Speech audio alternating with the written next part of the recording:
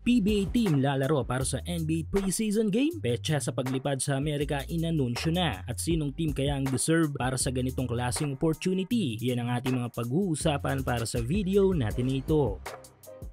So habang mainit ang mga kaganapan ngayon sa ongoing season ng ating pambansang liga na PBA, ay painit din ng painit ang mga ikinakasang plano ng pamunuan ng PBA para sa mas magandang hinaharap ng ating pambansang liga. Yes, kudos sa PBA board dahil kahit papano ay naghahanap sila ng way upang mas mapalawak pa ang pagkakilanlan ng one of the oldest basketball league sa mundo. Sayang nga naman ang bansag na yan kung bibihira na lamang ang mga nanonood every game ng PBA. Napag-usapan na natin sa ating recent video ang mga bagay-bagay na kailangan i-improve ng PBA upang kahit papano ay bumalik ang mga mainit na suporta ng mga fans. Pero dito tayo sa masasabi nating big move ng ating pambansang liga. Ito nga yung pagkikipag-partner nila sa pinakamalaking liga ng basketball sa mundo na NBA. Yes, sa wakas sa tagal ng panahon ay nangyari na nga ang matagal ng request ng mga PBA fans. Ito nga yung PBA and NBA partnership. Good thing dahil this time ay kinikilala na ng mismong NBA ang mga local Asian basketball leagues. Nagawa na ito o matagal nang ginagawa ng China at nito lang pati na rin ang bilig ng Japan na naging malaking boost hindi lang para sa kanilang mga liga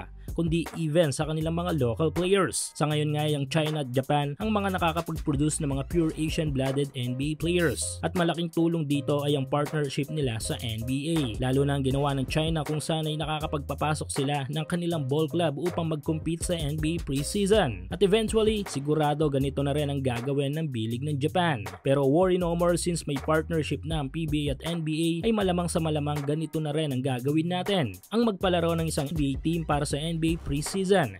Dahil nakasaad sa pag-usapan ng PBA board nang tumungo sila sa Amerika, nito lang na i-future ang ilan sa ating mga malalaro. Syempre kasama na dyan ang isang PBA team.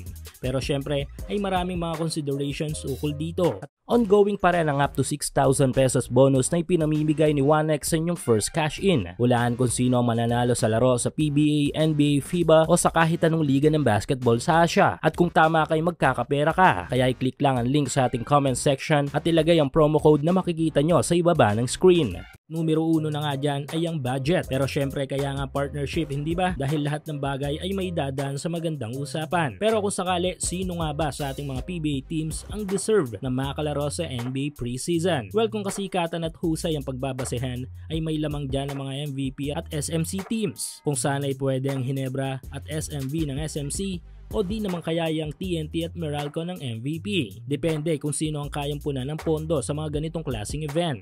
Pero base sa mga past NBA commitments sa bansa ay ang numero 1 nag-oorganisa ay walang iba kundi si Sir Manny Pangilinan na siya namang may-ari ng team ng Meralco at TNT. Possible na silang mag-go sa ganitong klaseng event. Pero bago yan sa ngayon ay focus ang PBA sa mga laro na gaganapin overseas tulad ng Middle East at sa Amerika kung saan ay nakaset na nga mga petsa para sa susunod na taon.